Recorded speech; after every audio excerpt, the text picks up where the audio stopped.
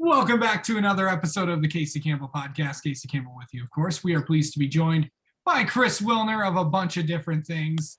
Of course, he's done flow racing. He was on the flow racing coverage for MAV TV. He'll be heading down to the Rolex 24 to do some PR stuff for IMSA. You could have heard him on MRN. You saw him on NBC last year, doing a bunch of different stuff. How's it going, Chris? It's going great, Casey. Thanks for having me. Just off and running in 2022. Lots going on, as you mentioned, and it already feels like we should be like a quarter of the way through the season. But we were just getting through all the indoor stuff, so now the fun begins. Okay, so how was the Chili Bowl last week for you? Oh, it was a blast. It's it's an event that the magnitude of it you don't really realize when you're working, just because you kind of get in a rhythm with every day. You show up about 2:30.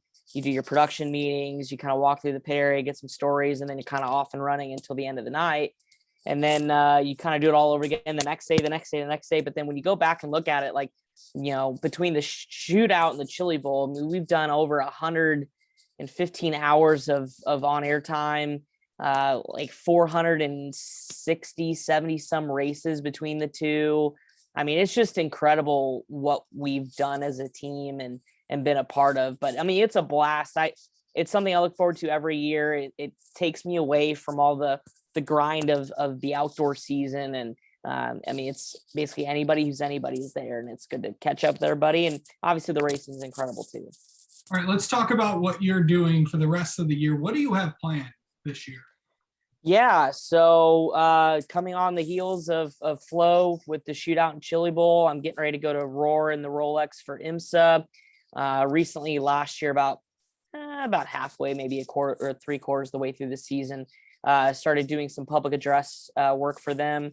They hired me basically to do the pre-race show, post-race show, some fan forums, things like that. So I'll be headed down Friday.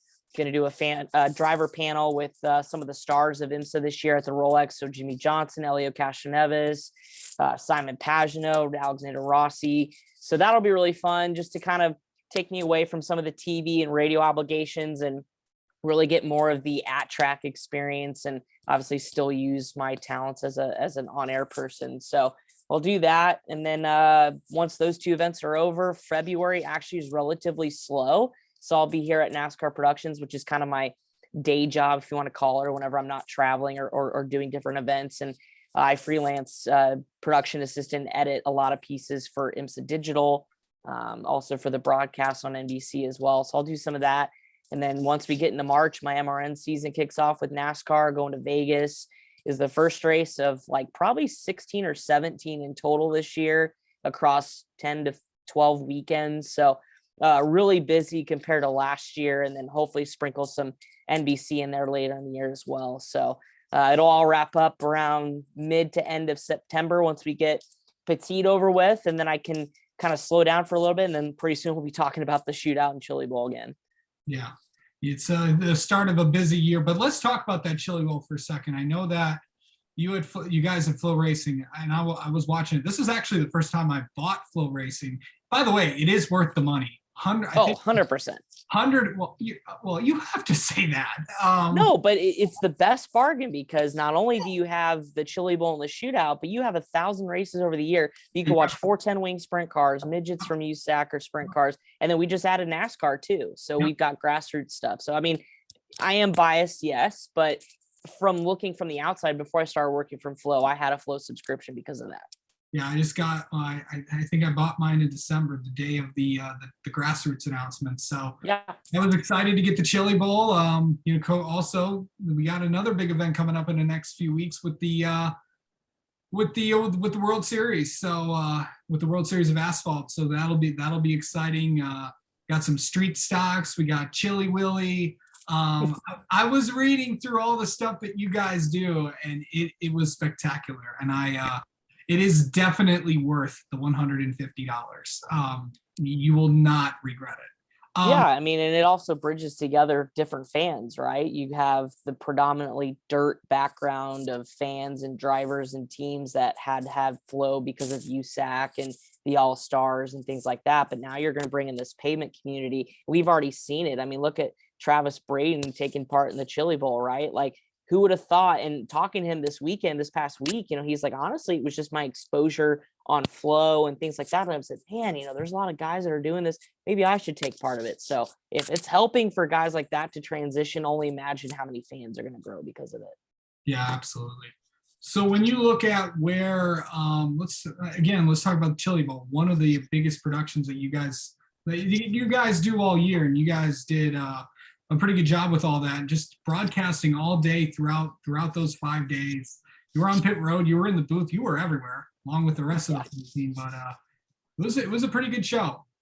Yeah, absolutely. And the team does a really good job. Our producer, Michael Reiners, as well as all the camera operators, and Dan Parsi, who was in our booth. It basically was like a booth / pit producer. So we also had another level of communication.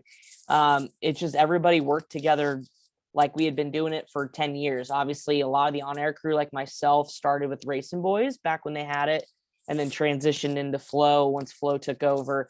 But I mean, the camaraderie with the team, I think everybody has covered dirt racing events in the past. They kind of understand the flow of things. A lot of the Flow folks, though, this was their first Chili Bowl and shootout, and they were definitely like blown away with how long the days are and how intense it is. But for the on-air staff, I mean, we're used to it at this point. And I don't know, it was tough, being on the air. Not a lot of us got a lot of breaks. I maybe had an hour here or there during the week to just go get food, but you know what? It's the Chili Bowl and it's the shootout.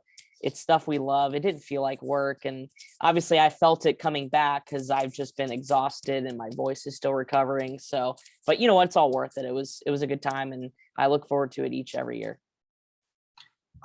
Just kind of talking about, like, obviously Tanner Thorson won the event and all that stuff.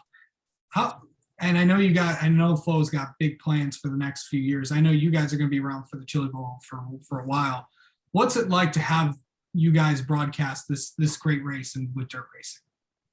Yeah, I mean, it's special. I think the first year I did it, I was a little bit nervous in terms of just the anxiousness of working such a big event, because how many people watch. And this year Flow shattered the Chili Bowl records in terms of viewership for streaming compared to the 36 years it's been around. And so you kind of then look at it like, wow, we're entering a lot of people's homes, trying to educate them, but also entertain them at the same time. And I mean, it's an honor. I mean, to see the best racers in the world, and getting to talk to guys like Casey Kane and Kyle Larson, and the drivers that sure are making names for themselves, but then to have a Kaylee Bryson, break a barrier for females in the sport, and now be the highest finishing Chili Bowl female in its history. And to see the different names that, the Chili Bowl kind of makes careers too.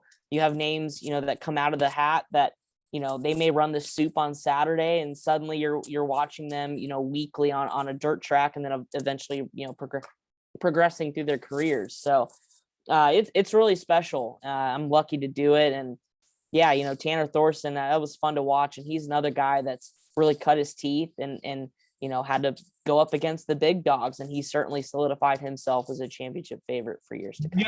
We got some other guys that, a lot of young kids. I mean, they dropped the age requirement. Well, they didn't drop the age requirement, but they did extend it. I think it's like 13, I want to say. Yeah, they didn't really specify it like where they're lowering it to. They're just saying that there is a process if you are under the age of 16 to be approved to run. So the youngest we've seen is 13 with Gavin Bochelle, Brent Cruz, 15 years old for a couple. I think Landon Crawley was 15. Ryan Timms is 15. Right. Actually, so tonight. Oh, nice. So yeah, I mean, I think it's probably about that time, just because that's where the sport's going. There's a lot of young talent, but again, they have to go through a process. What have you done over the season? Where have you competed?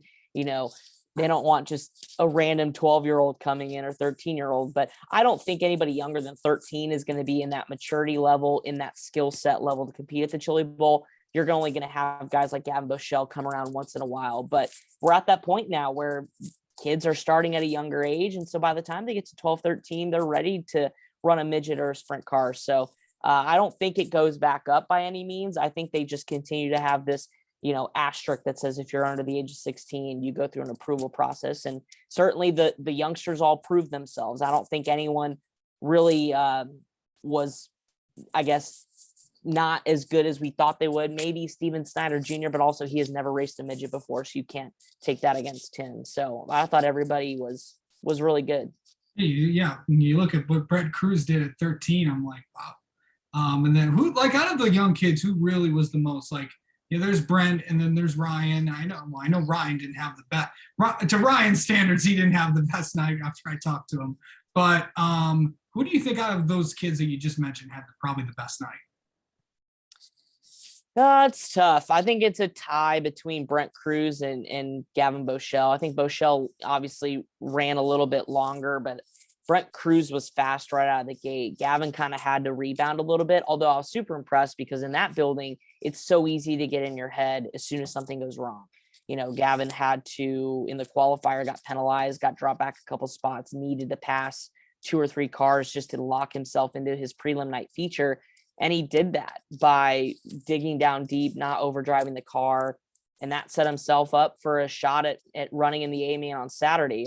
Ultimately didn't get there, but I think that showed his maturity at a young age. Whereas Brent Cruz, we know, he's 110% on the fence every lap.